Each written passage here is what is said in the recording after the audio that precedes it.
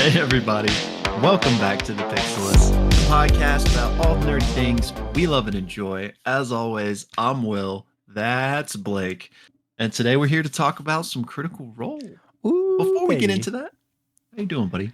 Good. It's like super late at night. This is like the only time that we could record. And did I spot a Jeremy in the studio today? you you did indeed. He made a special appearance. I don't know how I feel about in that. our I was walking in, he was walking out, and just he kind of gave me like a little shove, kind of a mean mug. Well, I'm sure it's all in good fun. I don't You know. know. He spit in my coffee too. Mm. Well, you probably deserved it if that's the case. He's typically a pretty upstanding guy. Hooch is crazy. Hooch is actually crazy. But I'm good though. How are you? I'm good, man. Like you said, it's late. This may be in contention for one of our latest ever recordings, a little Pixelists After Dark. And Yeah.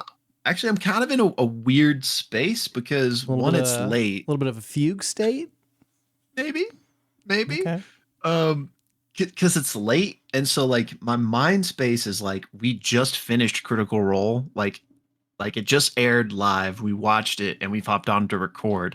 That's not what we're doing, but it feels that way because I just finished the finale of the Ravening War. Ooh. And like we're jumping in to discuss D&D, but like we're not talking Ravening not War the right Ravening now. War. But Yeah. that's just like kind of the weird space I'm in. That's what it feels like. Yeah. I still have to finish episode 5. I have like almost an hour left. So Yeah, you need to, and then you need to jump on the finale because is good, and I'm excited to talk about that. But today, like I already mentioned, we are talking a little CR, our bread and butter, and yeah, like you said, it is late, so I don't want to waste too much time here. But anything to say before we dive in? We still need to do this video on Diablo, like we do. our thoughts on Diablo 4. Yeah, we do. Which, And this. Go ahead. Go ahead. No, you go ahead. This conversation isn't really for now, but I just while we're talking about it, so I don't forget. I was thinking about that, and I was like, somebody joked on one of your recent videos, which by the way, y'all, Blake has been putting out some Diablo 4 content. If you haven't seen it, I know a lot of you guys maybe don't play Diablo, but for those of you that do, definitely check it out. And even if you don't, check it out. Help us out. Blake worked hard on it. We would really appreciate it. But anyway, on one of those videos, somebody like joked and said, "When's the D4 lore discussion?" And I was like, you know what? We should kind of like dive into the story a bit in that video because that would be kind of fun to talk about, I think. Yeah, and for now, without spoiling anything, the story's pretty good for Diablo 4, and there's also just a lot of really great lore stuff in general with Diablo. It's not like the best story you'll ever experience in your entire life, but by Blizzard standards, it's it's a pretty good story. So there's definitely probably some opportunity there. Though I'm not sure what that'll look like. So yeah, I guess let us know in the comments if you want that kind of lore discussion and what you'd want it to look like. So yeah. Also, just quick disclaimer. I think the way this is going to work, it's not going to be an issue because I know Blake is also recording, but for some reason on my end, Blake's camera's coming through blurry, and I don't know why. But like I said, the audience, you guys may never even see that. But in case you do, apologies. It'll hopefully fix because it has been. But anyway, just wanted to throw that out there. Okay, well, let's jump into our discussion of Critical Role. This is episode 61, I think. Yes, sir. And this was called Crisis of Faith. Ooh, a little Aurum nod, I think. Ooh, yeah. Yeah. Anyway, if you're just tuning in, we like to do a little recap of the episode before we actually like jump into the episode, especially when an episode is as long as this one was. So if you're checking out just our recap, sometimes this is a separate video that we peel out and put as its own thing. And then we jump into the discussion on the episode, what we thought about it, our kind of favorite theories and what have you. So again, if you're checking out just that recap video, we will in the description have a link to the full episode discussion. So you can check that out as well. But yeah, episode 61. This was such an amazing episode. The majority of it is going to be combat. What we typically do in combat sections is we highlight just the high points. This combat went so long that it actually went past the break, and there's a lot of really cool details to point out. So what I'll try to do is point out how things happened, but I'm also going just to mention some really cool moments. First of all, we know that our man Bordor gave some laxatives to the guards in the previous episode, and this is going to be a theme. It's going to be a little bit of a hijink in this battle scene where the guards, as the battle goes on, are going to be a bit stressed between protecting the Flame Keeper Kiro and protecting the temple while also trying desperately not to poop their pants. So that's the thing that's happening.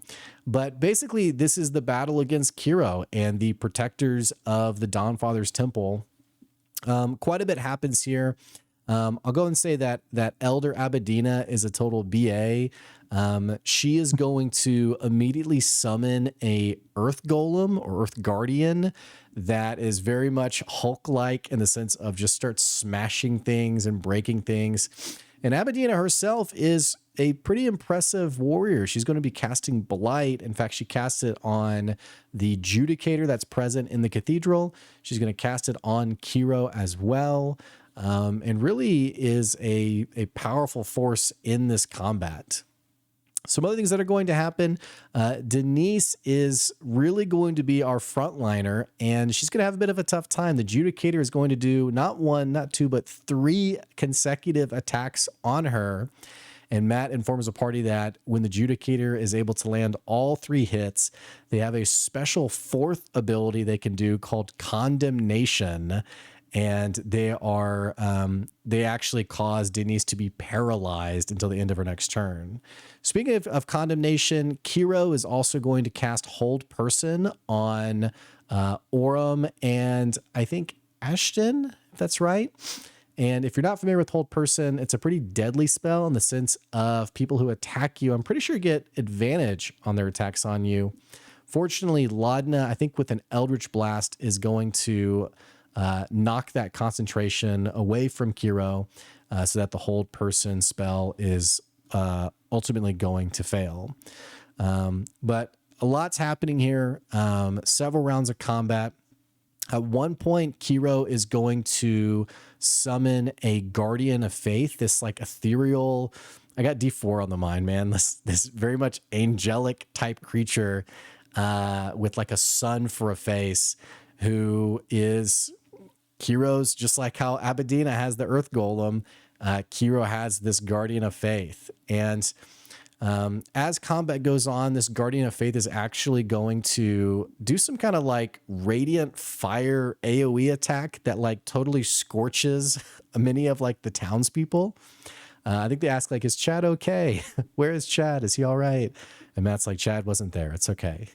But ultimately what's eventually going to happen is Bordor is going to be the one to deliver the killing blow on Kiro, stabs her in the throat with his dagger, and then cups, very gross, cups her blood from her neck, vomits, and then is going to take that blood and try to give it to Prism, who needs a vial of blood from someone who's just recently died to be able to summon her demon. It's part of a big part of her plan. So the battle continues. Prism is going to eventually summon that demon, a Bargura. And also, just when it seems like, yeah, we've probably won, all we have left is this Judicator, like no problem. The ceiling of the roof of the building is going to be filled with this radiant light, and a freaking angel is going to come down, or they correct and say it's a celestial that is going to arrive and basically says, leave this temple now or you're going to be judged. So the party now is having to fight this angel who not only is, I think, 30 or 40 feet up, but is also casting fireball.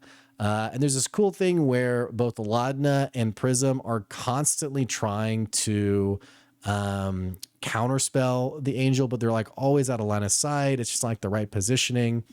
So the angel, or just so I don't get corrected in the comments, the Dawnborn angel, as Matt calls it, is going to be either casting that or is going to be casting the spell called Fiery Castigation. And just a very cool, high flavor kind of character. And I think from there we go to the break before we continue combat. I think they do actually finish off the Judicator before we go to break. Like I mentioned, the Judicator is going to get Blight casted on it. I think they take it out before the break. If not, Will, I'm I sure think you'll. so. Okay, I was going to say, if not, you're going to let me know if I missed anything. But anyway, we go to break, and do you want to take it from there? Yeah, and I think they did finish off the Judicator. Yeah. Okay. So we pick back up with this combat after the break. Again between an angel, a demon, and a rock elemental, essentially, and of course, our party. Again, just hitting the highlights here. Ashton actually asks this rock elemental to toss him Yeah. up so that he can attack this flying angel. Um, and it's cool because at this point, the like command Elder Abadina had on the elemental had faded. Um, so because of Ashton's like kind of connection to the elemental and also his high roll, the elemental does still oblige and toss them up in the air. So Ashton makes two attacks, one on the way up and one on the way down. And on the way up, it's a nat 20. So Ashton has this really cool move doing a ton of damage to this angel, which is a really fun moment in the episode. Um, so again, this angel's in the air, so it's causing kind of an inconvenience for people to be able to attack it. So Orem and Denise both actually climb on top of the demon, like on its back, and the demon then leaps into the air, and actually grabs the angel and tugs them all back, toppling down to the earth. Um, Combat continues, but Bordor actually ultimately rolls up to this now prone angel and casts Inflict Wounds, basically grabbing both sides of the angel's head, and says enough. And he actually gets the "How do you want to do this?" moment, and the angel just like turns to ash and basically burns away. Now, with combat effectively over, the only two big entities left are the demon and the elemental, both of which were summoned by our team. The elemental actually goes over to the demon and basically like crushes both of them so that they're both gone, ending both summons. Um, Combat's officially over now, but Elder Abadina, still kind of empowered by these eidolons and this elemental mist, begins to destroy the temple with vines like breaking through the windows and just like crumbling this Dawnfather temple. Um, Denise rocks up and is like, "Hey, you owe us that scry now." And the elder's like, "Listen, I need some time to rest after a battle, but like we'll do it first thing tomorrow." Um, the party does, I forgot to mention, sweep through the temple as it's being destroyed one last time just to see what they can find, see what they can loot. And they do get a number of religious texts and tomes. And Ashton and Prism actually also find a large sum of money, which is the tithe that this community has been paying to the church. And they also loot Kiro's staff and blade. Basically, all this stuff is thrown into the portable hole. So they make their way out of the crumbling temple, and the people of the town are basically celebrating at the destruction of the temple, and back to their normal setup before these people kind of moved in and started taking over. And Orem is kind of just taking in the complexity of the moment, Yeah. having defied a god to ultimately stop a man who's trying to end the gods. It's very gray. Um, and as these moments are happening, the remaining Dawnfather guards have basically been corralled and tied up. And Elder Abadina walks up and basically says, "Y'all have two choices. You can either leave this town, and never look back, type of thing, or you can stay and try to make amends for what you've done." And all but one guard takes their leave and walks out of town. The only one that stays is a young man that obviously was like from this village, and he just falls before the elder and begs for forgiveness. And she says, in time there will be a way for you to make up for this. Ashton and Prism then discuss this money that they found and ultimately decide to tell the elder about it. And she decides to give the money to Prolef and tells him, like, distribute this as you see fit. Like, you know better than anybody what's been going on here. Um, Orem and Ladna then have a great heart to heart about their circumstances and that complexity of the moment that I was just referring to with Orem. And Ladna basically gives the same advice to Orem that Ashton had given to her, saying that, changing and fixing the world seems impossible, but we can at least save our friends. And so that's what they decide to focus on. And Orem says, I don't know how much time we have left on this planet, but I just want to make the times we do have count and spend them with the people I care about. And he tells Laudna, I don't know how you've bounced through history and ended up here with me, but I'm really glad that you did. Mhm. Just a classic, great Liam Marisha moment. Yeah. Um, So then the elder leads the whole crew back to her house because they don't want to leave her side until she's made good on this scry deal. And she again assures them that first thing in the morning, once she's had a chance to rest, they will take care of it. So everyone's about to go to sleep, but before they do, there's a few more conversations. One of which with the elder, she explains a little bit more about the Eidolons and how they've lived in these lands for a very long, long time, and they used to live symbiotically with the people before the gods took over. And she explains this isn't just like one entity, there are innumerable Eidolons. They are the childrens of the Titans that first shaped Exandria, and they are echoes of them. Basically, the elemental royalty of this world is how she describes it. Then the party is like, well, is Predathos going to have a problem with these Eidolons just like he has with the gods? And they're not really sure. Um, Ashton and Laudna then have another heart to heart where Laudna wants to know what Ashton wants to talk to the elder about because Ashton does want to have a conversation with the elder, we find out. And she says, is it about that Hishari helmet that you have? And he says, no, but like that's something I want to talk to you guys about once things kind of calm down a little bit. But he does say that, tonight was just the worst nightmare. Tonight was the first time the gods saw Ashton. He Mhm. wasn't invisible. And he says, it felt awful and he's been judged by better. Um, After that, everyone's going to sleep except Orem, who leaves and goes to be by himself. And so Border goes and actually follows after him. He eventually finds him and they have a conversation where Bordor is like, hey, I've lived a very simple, small life. Like, this is all new to me. And I had to fight something tonight that I've never even fathomed before. And I felt nothing but like sadness and compassion at having to kill. So he's like, so what are we doing? And Orem says that, I'm just trying to save my friends. If there's a 1 in 2,000 chance of stopping more people from being killed, that's what I'm doing. And Border's like, well, I can get behind that. So then everyone takes and completes their long rest, except Orem, who stayed up all night. So a point of exhaustion for him.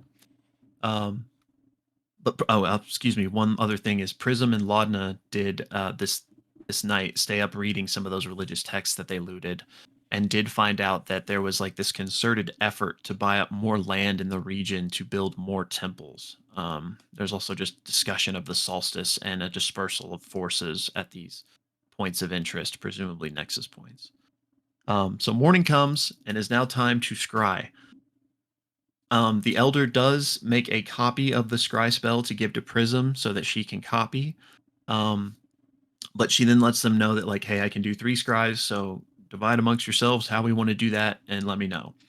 So the first one is we are going to scry on the other half of Bell's Hells, and Orem gives the elder the box Chetney made for him as like a reference point. Right. So they do that first, and they get this vision of Bell's Hells in the snowy mountains, which we know to be near Uthadern, um, just traveling in the snow, accompanied by a woman that they don't recognize and an automaton that looks like F.C.G. But they notice that they're at least alive and okay.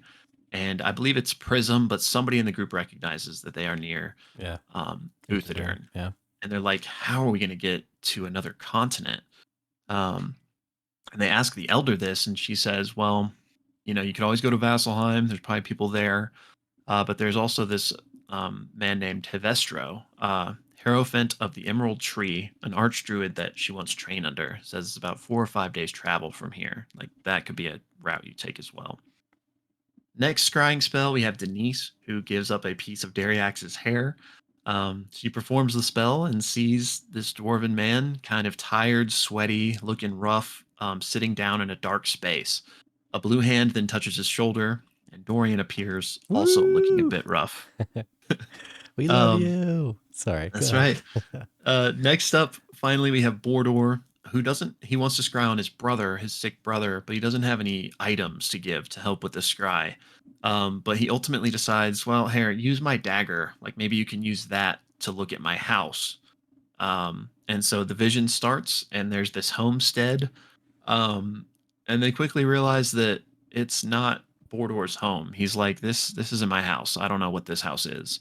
So they're not sure if the dagger is calling a connection to something, some other place of importance that Bordor just can't make the logical connection to, or what. He's just not sure what to make of it. After that, the elder is out of scries, and so the party talks and decide their best course of action is to head toward that archdruid Hevestro. And the elder actually offers to give them a guide and asks wind, fire, or earth.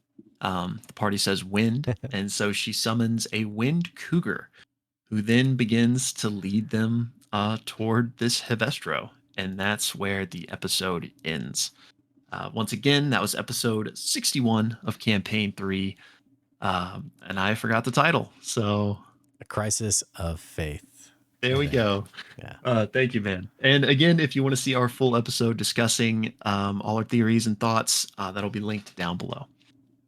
Great job, man. Dude, this might have been like one of the coolest combats that we've seen.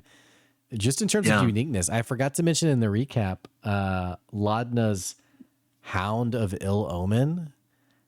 So we had a lot of just really cool, not just like player unique actions, but also freaking summoning a demon, fighting an angel, the Dawn Guardian that Kiro summons. I mean, there was just a lot of really cool stuff in this combat. Matt and the Judicator. I mean, Matt really made it feel like this is an epic battle. Yeah, it was crazy. Angels, demons, elementals, and yeah, Laudna, especially with how Marisha described it, of like it like bursting out of her like open chest, basically. Yeah. Brutal. Yeah. But yeah, amazing. This was a really fun episode. It, like you mentioned earlier, it was a long one. I think just over 5 hours, and Yeah. I watched this one live. Yeah, you're a Which trooper. I didn't expect to do, especially with a 5 hour episode, but it flew by, which is why I'm saying all of this. So even though it was 5 hours, I was having such a good time that it really went by in a flash for me. So yeah, really enjoyed it. And in addition to the really cool combat, we got some interesting lore and some great character moments. So Yeah. I know we joked about maybe not doing this segment anymore, but of course, I really liked it. Yeah. Great character segments. Man, the cast is so good at the punchy one-liners, but also just like the really candid, honest. Like I think when Orem was, we talked about this last episode too, like how's Orem going to navigate this potential conflict? And it was cool, Liam reminding the group again, like, hey, I'm a widower, and then being like, all right, I think I'm done with this convo. Like, I'm out of here. Yeah. And just like leaving. And then an amazing scene with Ashton talking about this being like the worst night and his worst nightmare. And, continuing to, build on this story of him being, in his mind, worthless, or having always thought he was worthless. And, it's kind of crazy we got another cool detail about his character of like clearly having thought about the gods see me. Like it's a world where the Yeah. gods are quasi present in the sense of like their powers present. You know, am I seen? And then finally, just like he said it, you know, he is seen. And instead of it being like this, you know, maybe moment that he envisioned, it was, you know, leave now or be judged, you know, basically taking care of business. So, Yeah, and you kind of explained it there, but I was curious how you parse that because I wasn't entirely sure how to parse that conversation. Um, but I like what you said in that, like, and correct me, I don't want to misphrase you here, but are you saying that like that whole sentiment from Ashton was kind of on some level wanting to be seen like in his life, and now it finally happened in like the kind of monkey's paw way that he yeah. hates? Okay. Yeah. I I like mean, that. yeah, I think you said it really well. I mean, and you know, there are these moments.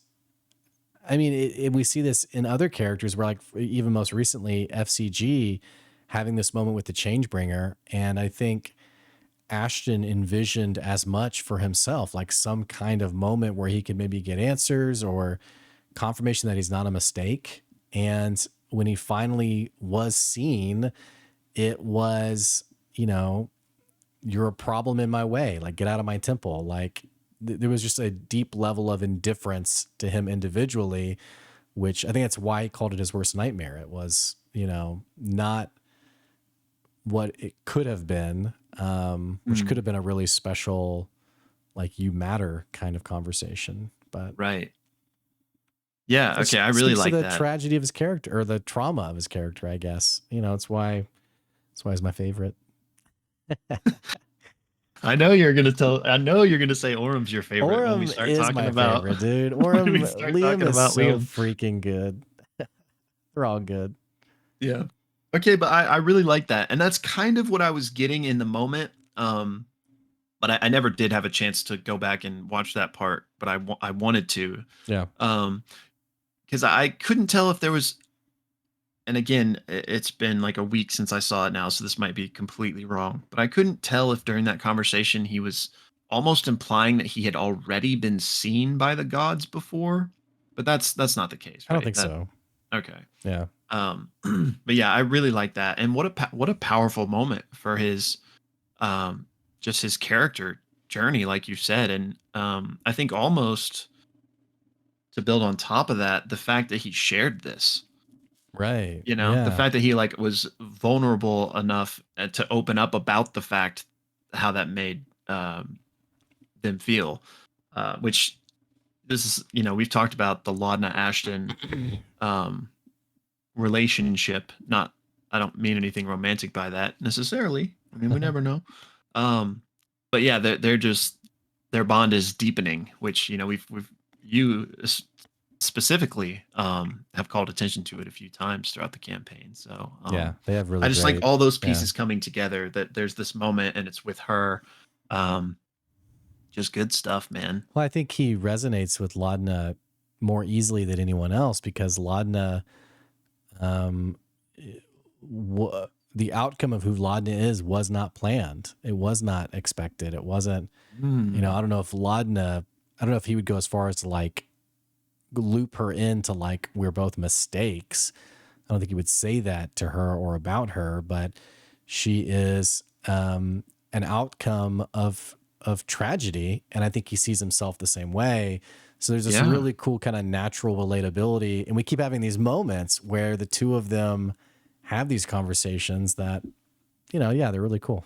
So Yeah, I really like that. I had never like thought about it in that way, but they both were kind of brought back against their will. And it's slightly different because like Laudna actually died and literally had no agency in coming back, and Ashton didn't die. It was just kind of brought back from the brink. yeah, But and both were fundamentally changed right, in neither, that process. yeah, neither had any kind of agency or control on the means of how they were going to change. You know, I think Yes.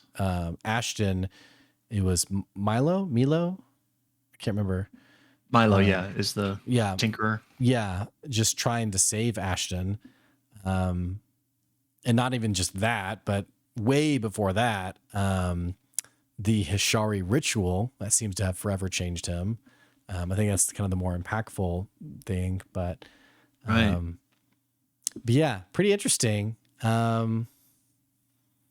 We got speaking of laudanum, we got a Delilah mention in this episode. I'm curious how much of this was flavor, and if this could also open the door to something story wise with Laudna down the road, which I don't know.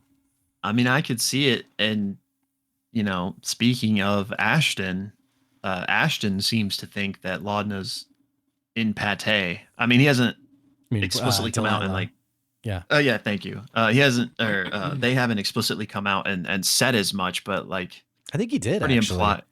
Oh, he I did. think there was an I episode where he like yeah, there was like threatened a moment Pate. where he threatened Pate. Yeah. Okay. Yeah. But It didn't. Yeah.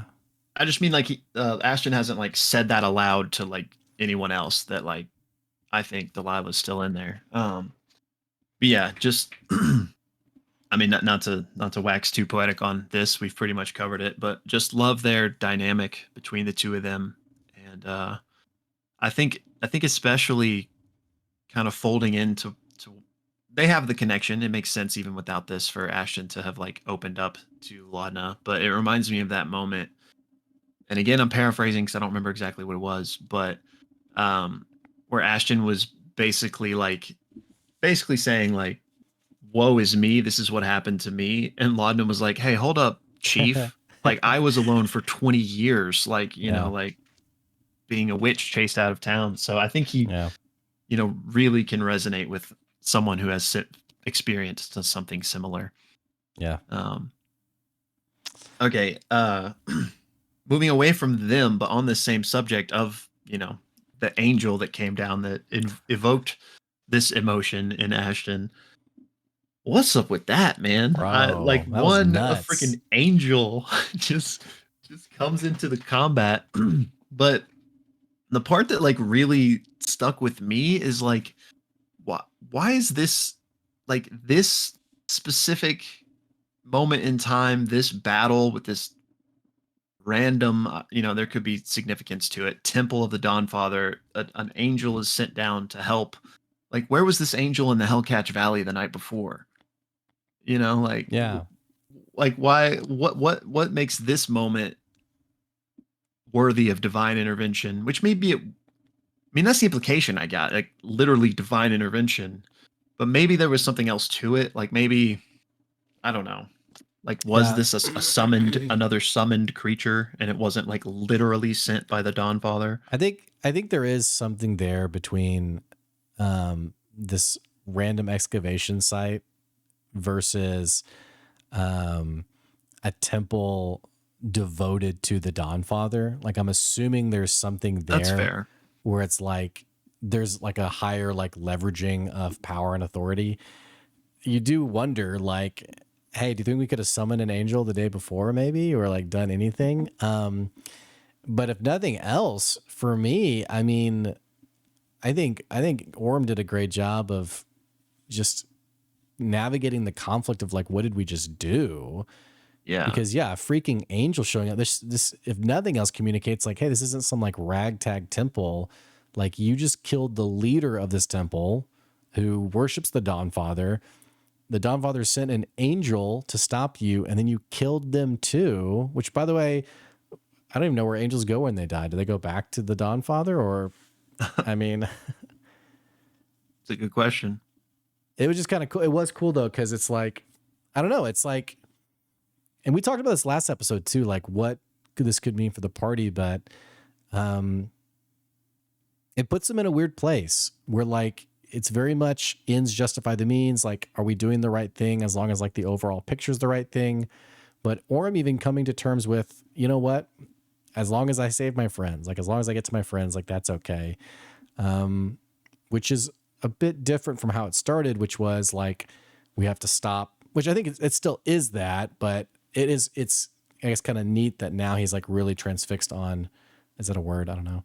But getting back to his friends, saving his friends. But anyway, the whole thing's very complicated and very complex. And it's very different from the other party who had a clear allegiance with Changebringer and um wasn't Abria's character also the Dawnfather? The Yeah. cleric of the Dawnfather? Hmm. Yeah, I mean, this is no small slight, I'm assuming, that they've done. Yeah.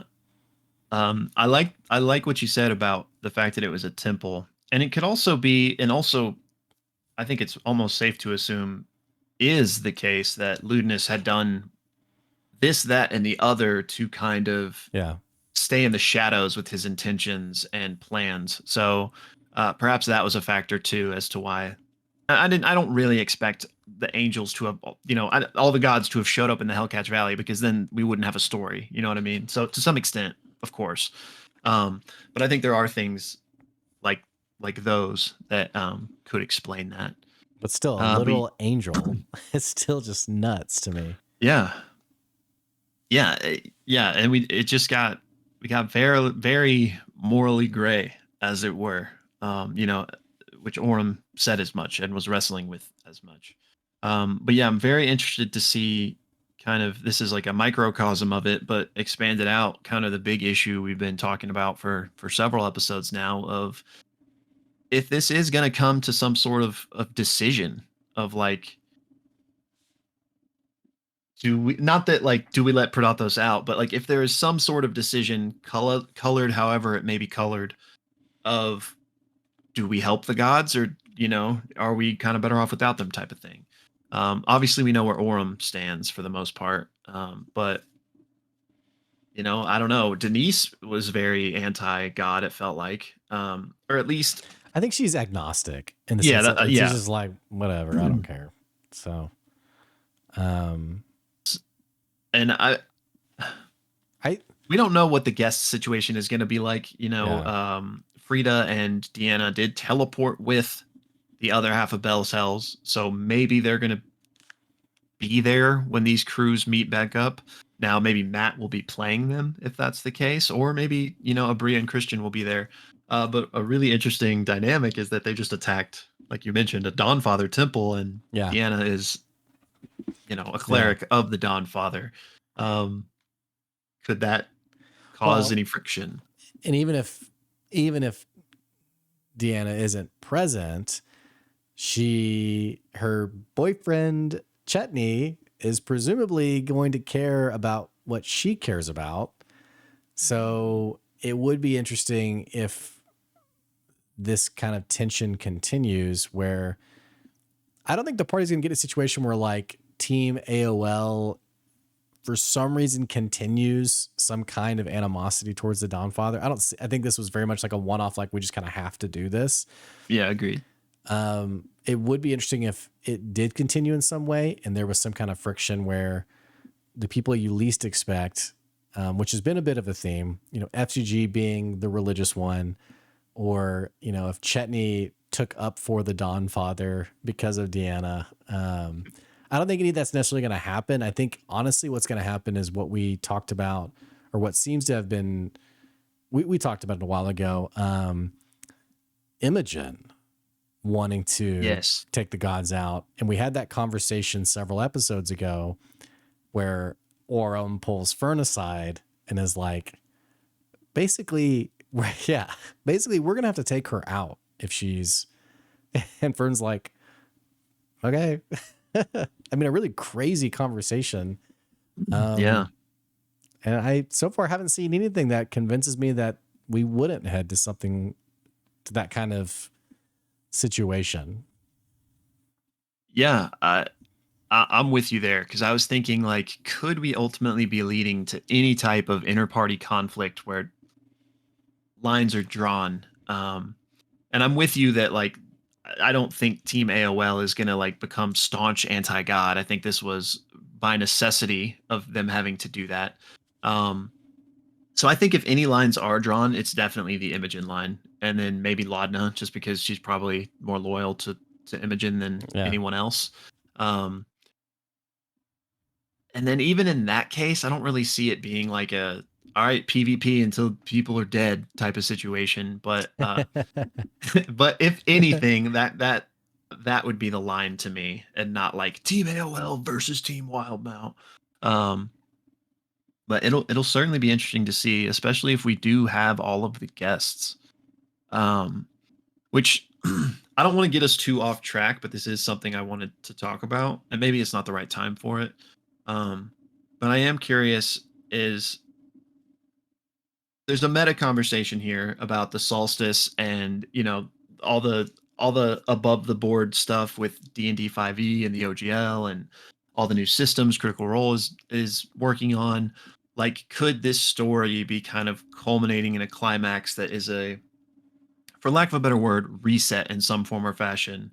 Um, if so, but maybe not even necessarily that has to be the case, but if so, I could see like the end of campaign 3 leading to some like very like climactic, not you like all campaigns lead to a climactic moment, but like leading to like almost like an Avengers type climax moment where like maybe we do have all of these guests come, and I don't know how it would logistically be handled if it's like switch off week to week, but I mean, presumably you might need everyone there at the same time. Anyway, I'm rambling, but it would be cool if like everyone did show back up, and not that there was necessarily PvP going on, but like there's all these different like pushes and pulls for what people want to accomplish, and maybe we got campaign 1 people and campaign 2 people, and I just um want Dorian back. That's all I care about. he's coming back, bro. There's no I there's don't no know. way that I we don't don't see know. Robbie again this campaign, right? I don't know. Well, it seems like he's pretty entrenched with the EXU group, Dariax, and I guess presumably Opal. Well, yeah, but like if maybe they show up too as part of this It's true. Avengers Assemble. Is Denise going to um show up too? I don't know. That would be funny though, because she obviously, or yeah, Denise has a thing for Dariax.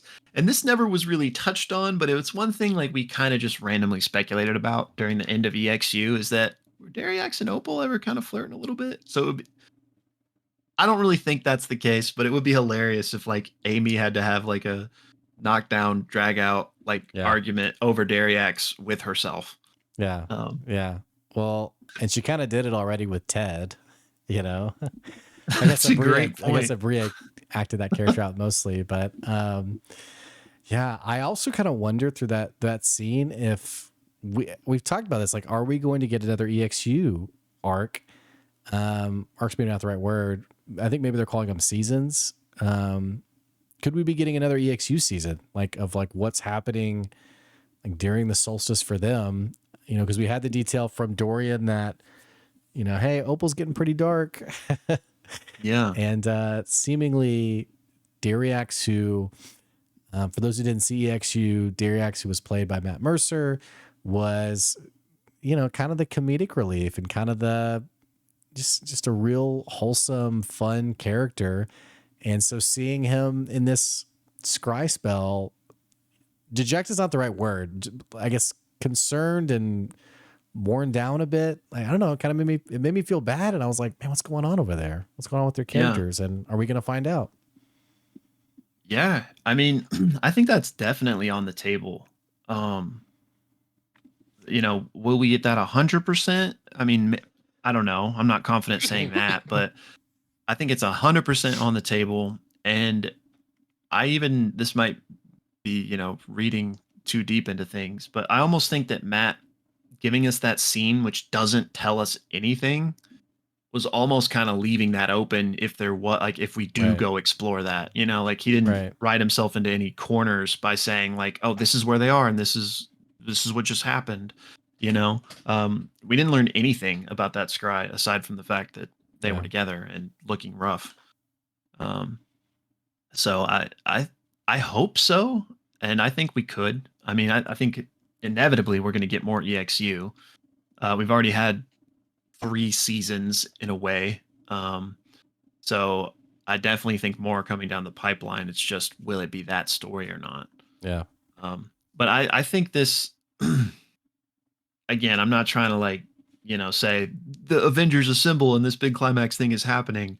Um, but I think if something like that did happen, and I think we've talked about this before, but I think it makes a whole lot of sense to like tell some of those stories in an EXU format, like Yeah. EXU Apogee Solstice type of thing, which that's already kind of happened, but EXU Perdothos Escape or something. Um, The so whole yeah, thing, yeah. I mean, the whole thing's kind of weird because I do wonder like where does the party go from here? I mean, we know where they're literally going. They're going to meet this character, uh, but I don't know. It just feels like you know how the detail you shared with me in Vox Machina, specifically Pike back in campaign one, having like the severed relationship with not the Dawn Father, who's her deity that she followed, Everlight. Saren Ray Yeah.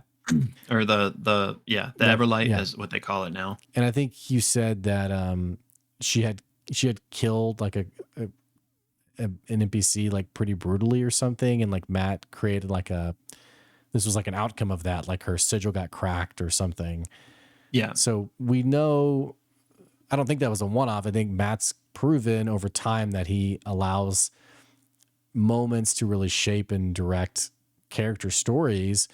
I'm really curious. Like this seems like a really big deal what they've done, you know, and that not even so much like for Orem, but just like in general, like they destroyed a temple to the Dawn Father when arguably it's the most important time that the Dawn Father would want that protected, and killed an angel of the Dawn Father.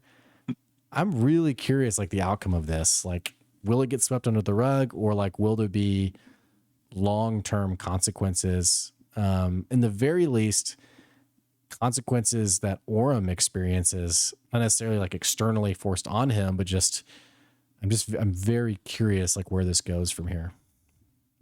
yeah, me too. And I mean, I don't. Matt doesn't do things for no. Like he didn't just decide to throw an angel in that fight because it would be real cool. You know, like I definitely think there are implications and consequences to this. It'll be interesting to see what they are for sure.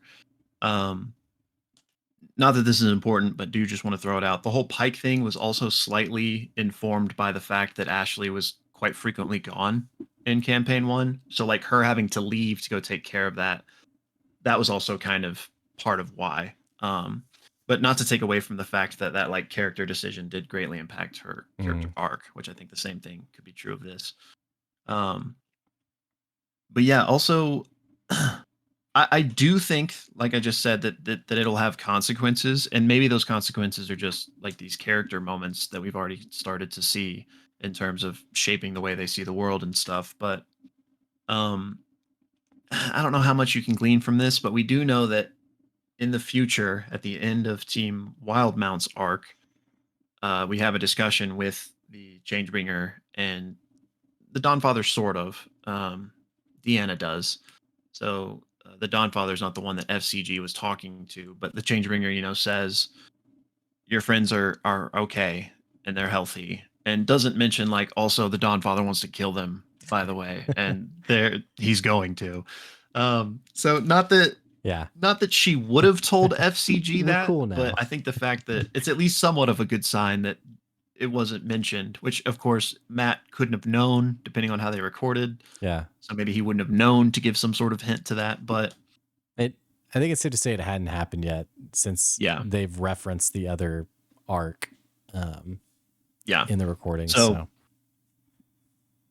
So Matt couldn't have even if he wanted to, but I still don't like I think there will be consequences, but I don't think it's as like earth shattering as like the Dawn Father has them as, you know, top 10 most wanted type of enemy situation. number one, right? Yeah. Sorry, I'm not bored of you. It's just very late. Yeah, no, you're good. I'm with you. um, man, Orem, he's my fave.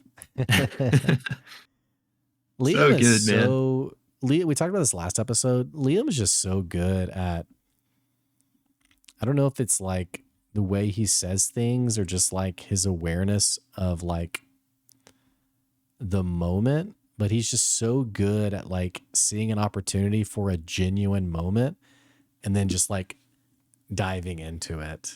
Um, And very Yeah. much, I mean, we had the great conversation back at Elder Abedina's place where, you know, he was kind of like, I'm navigating like what we just did. And then later, the conversation with Bordor, where, and here's the deal, this is like Liam slash Orem said like, hey, I don't want to be found. Um, Yeah. and Bordor persisted and found him. And we got another moment. I think it was a cool callback to Ashton pulling Orem aside and basically being like, hey, like make sure you're taking care of yourself. Here's Orem off by himself, like trying to take a moment to process. And Bordor comes along and is kind of like grief stricken a bit about like, what did I have to do tonight? Like I didn't want to do this.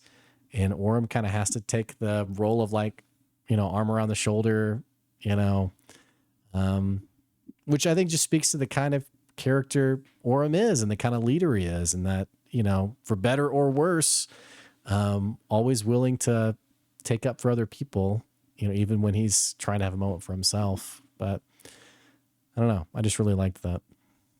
Yeah, me too. And I also kind of like viewing it as you're saying this. I started thinking about it this way, viewing it through the lens of, kind of one of his faults is not sharing his burden, and Yeah. him going out to be by himself is just him doing that, Yeah. like he Right. once again is not like talking to anyone. He's just going to be by himself. Yeah. But yeah, love that, and I also love just the commitment to the character. Obviously, Bordor did end up finding Orem, and they did have their heart to heart. But when Utkarsh first was like, "I go find Orem," Orm was like, "I'm not there. Like, you can't find me." So like, I liked that. Like, he was being so true to the character that it was like, I don't care that this guest PC like wants to have a conversation with my character right now. Like, no, like Orm's gone. Like he's dealing with his own stuff. Um, so yeah, just hats off to Liam O'Brien as always. Um, but yeah, I hadn't really thought about it in that light of he once again is having to help someone else, and there's no one there to help him. Yeah. Which he and Lana did have that conversation, and she did give him some advice, but True. still on the grander scale, he still stayed up all night, got the point of exhaustion. Um, but yeah, I really like the lens of viewing this whole dilemma, if I can simplify it in that way, through Orem. We've talked about it, so I don't want to Yeah. bore everybody with it again, but just he's like the only one that's really taken like a hard stance on this several times. Right.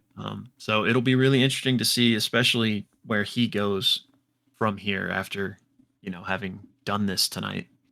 Is he tied to the Wild Mother? Like I think he's mentioned the Wild Mother, but we haven't had like a Yeah, deliberate. They had like a deliberate interaction though. I'm just thinking all the they way back not to EXU. they haven't had like a conversation, but up until like right now, that's been a very rare thing in Critical Role, just in general, of having like a straight up conversation with a god. But they have somewhat of a relationship. She blessed him with that sword Right, with at the Seedling. end of Chetney's trial thing. So like they have some sort of a connection. I wouldn't say he like worships her or anything, but there's definitely like Yeah. somewhat of a relationship there. Yeah. I wonder if all I'd say, I wonder if he'll be charged by her to like, hey, go do this now. Like he's like a champion of the Wild Mother now. Yeah, I, So I was wondering the same thing. If we would have any call to actions with this crew. Um, so I mean, if anyone, seemingly it would be Orem. yeah. Um, so that'll be interesting if so. But yeah, also given what they just did and maybe what else they get up to over the next few days, um, maybe they don't. Maybe Yeah. that again, not that I think it's going to be them against the gods all of a sudden, but maybe the gods don't reach out to them, Yeah. for that or any other number of reasons. Speaking of the next few days, I kept going back to this stupid joke in my head of, you know, choose earth, wind, or fire, or whatever it was. And them choosing one and getting like something like really like boring, like a spirit turtle, and then like someone nearby like chooses like fire and it's like a hulking. They're like, and Abedino's like, all right, well, see you later. Sucks to So suck. um Yeah, I real quick, I did think it was interesting that she offered, I believe it was air, fire, or excuse me, wind, fire, or water. I have it written down. Hold on. Yeah, wind, fire, or earth. So I was curious why water wasn't an option. maybe it's a nightmare to logistically. Yeah, or Yeah. whichever one was left out. I was curious why that one was left out. Yeah. Not really Maybe it's just anything not else to one of say on it, but the, maybe Matt just did it out of the Eidolons that were present, which, by the way, interesting lore for Abedina, because we talked about the Eidolons and are these like hidden titans of some kind? yeah, When Matt described them as echoes of the titans or of the primordials, I wondered, like, are we talking like literal descendants that have just been like hiding, or leftover spirits that can't quite engage with the world since they're not like corporal or corporeal, whatever that word is. Corporeal, I think. yeah, Um, what was your take on that? yeah. I wanted to talk about this too. Um, Yeah, so last episode we did a lot of speculation on what this Eidolon was, and now we do know that, like you mentioned, they're like echoes, kind of the children, the shades of. So to me, it's like the remnants of these titans. So I guess you could say children in a sense, Yeah, obviously, yeah, but I um, didn't take it as like literal. The remnants is kind of where my mind was going. Yeah, like right. And I thought it was interesting that it's not just like one faction. This is a word that encompasses like all of these things across the planet. So I don't know if it's fair to say this, but perhaps like Eidolons of fire, Eidolons of earth, water, wind, Captain Planet. Um, so yeah, I'm very interested in these things because this is the first we've heard of them. I think maybe they were called a different name, and we've referenced these at some point in the campaigns, but um, I don't. There was I brought this up last episode, but there was the notes in Ludinus's notes about the like secret titan that evaded yeah, the gods, and then the language uh, Abadina used was that the Eidolons hid from the gods. So I don't know if that's just like coincidental language, because the titan that hid from the gods or whatever implies like a singular entity, not whereas the Eidolons, represent like this whole class of being.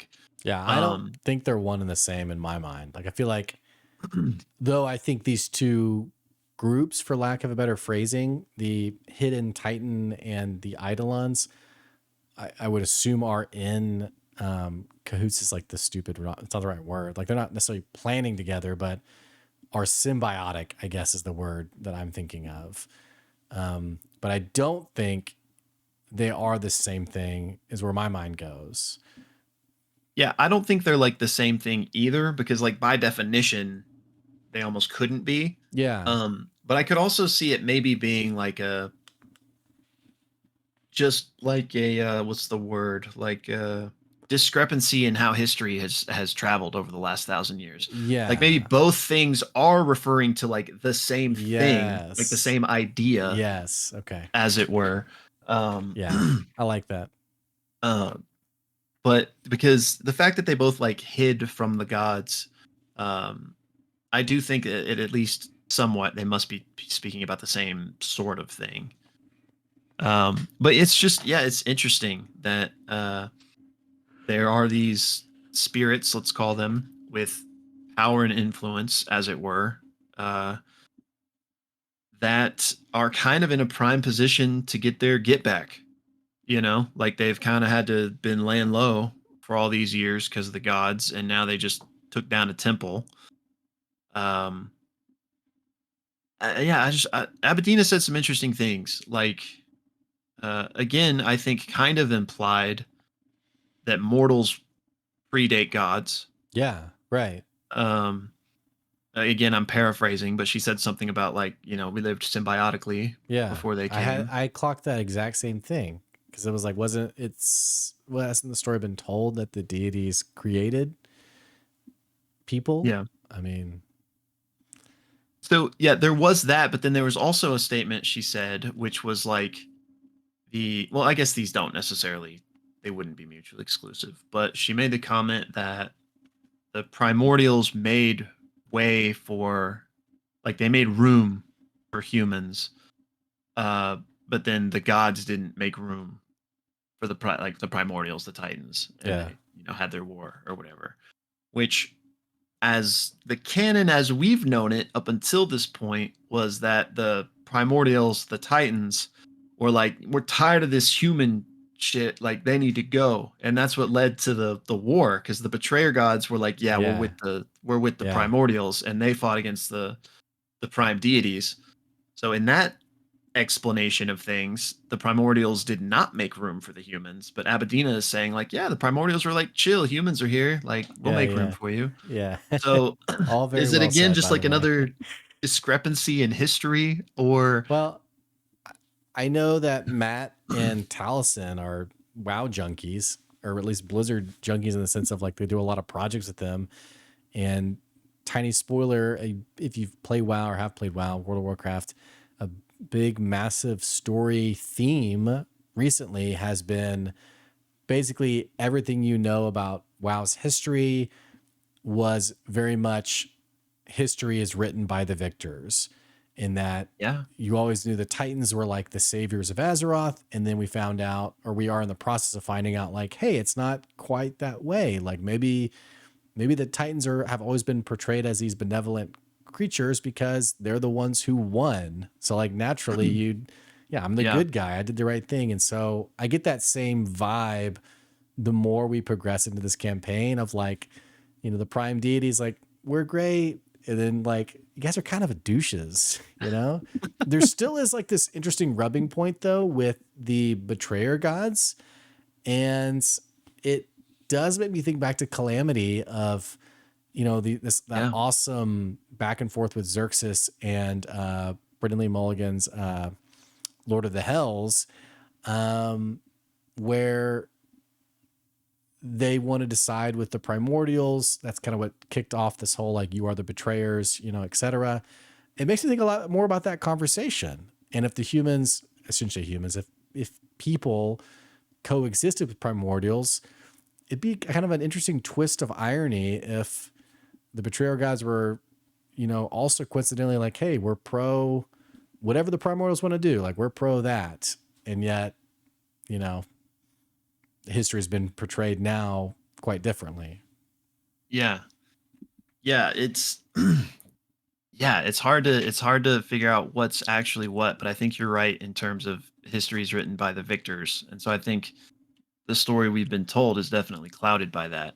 And I don't know if but that's yeah, the I was saying, thinking, by the way. History's written. I was like, is that the saying? We're not very good with sayings, but I think yeah, that's the no, saying. I think that's right.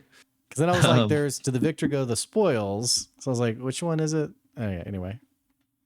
I think both, and all ships are lifted up by the water Yeah. sometimes. Water rises boats. But yeah, I was thinking of that same back and forth from Calamity, which that's so hard to parse too, because he was manipulating the hell out of Xerxes. So it's like, what of that was true Right. and earnest, if any of it, maybe all of it. Um, but yeah, so I was wondering that too. But I definitely get the sense of, that the story we've been told has definitely been colored by the powers that be at Vasselheim, which I think could also kind of explain, like, kind of, if we take the gods out of it completely just for the sake of this point, um like, let's just say the prime deities are all paragons of virtue. The powers that be on Exandria, like the powers that be at Vasselheim, are not, they're human, if you will. So maybe some of this has just been their own, like, specific, like, painting of this story to serve their Yeah. own needs. Like we know as much as that they've like hidden certain information. Like freaking what are the two gods, which I can't think of the names, that Prodathos killed and ate. So like what else have they hidden to serve their own narrative and stuff? And we know that not that Flamewalker Kuro and these random villagers that happen to work at this temple were all like bad guys or anything, but there could be like some not so above the board directors that are facilitating all this stuff. And maybe the Dawnfather's still not happy about it, but like maybe it is a good thing that this temple and these establishments are getting kind of Yeah. knocked around a little bit. Uh I don't know, because we do know that adjudicators are out here just killing people to get what they need to get done, and uh, corruption, I guess, is Yeah. the thesis point I'm that I'm not, working toward. I'm not saying hire me for your church PR, but maybe we could rethink the judicators just a hair. It just feels like it's sending the wrong message. Faceless dogs of war are not your Yeah. Their not their your speed. mask is I did like think that was literally cool though. fused to their face. So Yeah, it but gave me like big Full Metal Alchemist vibes for some reason. I don't know if you ever watched that, but no. uh, it's a good show. It's a good show. Um, Yeah, I Um kind of I kind of got lost in my own tangent there, oh so yeah. I And forgot where I'm we were. and I'm fading fast also, just coincidentally.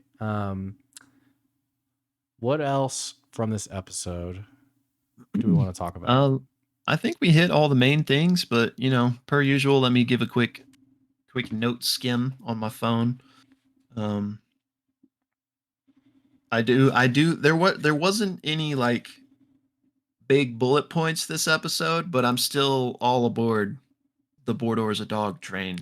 I was gonna ask you. In fact, in my D&D session tonight, there's a guy who watches Critical Role, and I was like, "Hey, are you caught up?" And he was like, "Yeah." And then we started talking about Bordor. He's like, "Oh, I just love Bordor." And I was like, my buddy has like a theory that Bordor is a dog. I guess I didn't do it justice though, because I kind of gave like a little brief, like, "Yeah, this is what he said." And my buddy was like, "Yeah, that's weird, Wasn't man." feeling it. He was just like, "Yeah, that's weird." Okay. I Well, was now I like, hope it is right, just to spite him. but um, actually, speaking of Mordor, something a detail I did forget. Um, what's up with the house? The scrying spell. yeah. Yeah, I was wondering that too, because I mean, again, playing into the dog theory, if he was transformed, I would feel like his gear, that dagger and stuff, doesn't really have a deep connection to him actually. Like it Yeah, may even be something that he only recently got. So maybe that house is like whoever actually made the dagger, which Bordor, of course, doesn't know. Um, if he is a it, dog, maybe he doesn't know he used to be a dog. yeah, possible. Maybe he just Um, remembers the most recent, sheep herding or something. yeah, I mean, I think that would honestly make the most sense. Not to get too in the weeds on it, but like obviously dogs, especially like in terms of 5e statistics, have a really low intelligence. So it probably doesn't have like the mental capacity to reconcile It's very that harsh to he was a say dog, about you Ushkart. know? Utkarsh, excuse me. um but yeah, so I think there's two possibilities. Is one, the on the dog side of things, the dog thing doesn't have to be I true for I this like, side by of the way, we things. can't just parse this memory for what it is. Like, it has to fit in the Right. narrative. It's like, yeah, we didn't remember the house because, like, maybe because of, and like now we're like down the lines of like, well, because he's a dog, here's why he No. didn't recognize. Okay. Well, yeah, well, that would explain it at least. And I'm saying there's let's say there's infinite reasons that could explain it. That's one of them. So Sure. there's that side of things where there's a reason that he doesn't recognize the house, or he's lying. But I don't think that's the case. Yeah. Um, but maybe he is. But so I do think it's either because he's a dog, or because this, that, and the other reason that the house is just not important. Um, Yeah. or he's lying, and there's more there. Uh, I mean, it's not a binary situation, but Yeah. yeah, I don't know. I think that for my money, the house isn't really important. unless it's something to a dog reveal type of thing, like, but I don't know. So how did you parse it? I don't What did you know. make of it? I don't know. I think it's very interesting. I think it was the time spent there was so brief, and it was very odd to me because it's one of those moments where you like, it's like, man, if we had more time, I wonder if the party would have pressed a little bit more into it, because they had to convince him. Because here's what's interesting: they had to convince him to do the scry for his brother. Very much like we're not going to take no for an answer, and I took it as him being very much just like sacrificial. But then once we finally did get the scry and it wasn't his house, it's interesting to me that it was just like not deliberate, it's not the right word, but just that like that's not my home. That's not it. And then it was left. So I'm wondering if there's still like more to that conversation. We know they have the scry spell now. So will we have another attempted, let's see your brother? Will we get more of this home? And is he feigning? I guess there's be no reason for him to lie, but I did wonder, like, is he feigning? He didn't. He was trying to be sacrificial, but like, what if he didn't want the scry to be on him, and then Right. like doubly also was like, oh crap, that's a house I don't want them to see. That's not. I don't know what that house. Yeah, I don't know. I don't know. I was wondering if there's more going on that he's in the know on, or if it really is just like he's just as clueless as we are. Like, whose house is this? Like, there's something he doesn't Yeah. know. So Yeah, I definitely think there's something to that whole exchange. okay, But I'm not sure because it was between him and Prism, right? And yeah. what was Prism's potential scry? I don't remember. I don't know. There was like some conversation of lewdness, even like Ludus's name was like thrown up there, Oh yeah, yeah, that's right. They and I could was check like, on him. that could be really interesting. Like, what's lewdness been doing? But I guess Yeah. they didn't have an item for him, or it was just in passing. But for Prism, I don't remember, honestly. Maybe she didn't have one. Maybe it was between Bordor and like Yeah. Ludinus, like you said, or something. Yeah. Yeah, I definitely, I definitely think there's something to Bordor that is to be revealed. Now, if it's that he's a dog or not, I clearly think there's some element to that character that is going to be Yeah. unveiled. I So kind of, presumably the house ties some way it into it. has to be at this point. We've gotten so invested in it, you know. It's Yep. big Mephisto vibes. Oh yeah, So anyway, definitely. let us know what you guys think. Is Bordor a dog? And also your favorite thoughts and theories from this episode. Do we have anything else to talk about, Will? I don't think so. I skimmed through my notes. We hit the big things I wanted to Yeah, talk okay. about. Okay. Well, as usual, guys, we always appreciate you guys tuning into our episodes. We want to know what you thought, so feel free to jump into the comments. We also have a Discord that you're welcome to join. It's open to anybody, and we typically talk through episodes as they're happening. So, surely tomorrow night, when the next episode goes up, we'll be chatting about it in that Discord. Other Yeah, come than join us. Yeah, other than that, we'll have the final episode of the Ravening War coming up. We'll have Worlds Beyond. I'm traveling this weekend, Will, so I'll probably listen to it while I'm traveling. Episode 8, I guess. A little Diablo 4 content, and I guess that's it. So, Yeah. little thumbnail action. Little thumbnail. I know you were brainstorming this already, so you got any ideas for All I'll what say we is should do? that the thumbnail currently is pretty good. But I think just like looks of shock or surprise, because there were just some big combat moments where it was just like, what? Yeah, yeah. All right. Um, I'm about it. all right, cool. Let's do it. All right.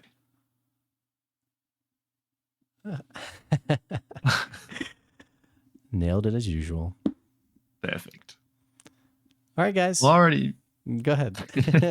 I was just doing the same thing you were. I was just gonna Yeah. say, alrighty, guys. Well, we appreciate it and hope you guys have a wonderful night. And it's almost Thursday, baby. So until next time. Yep. All right. See you guys.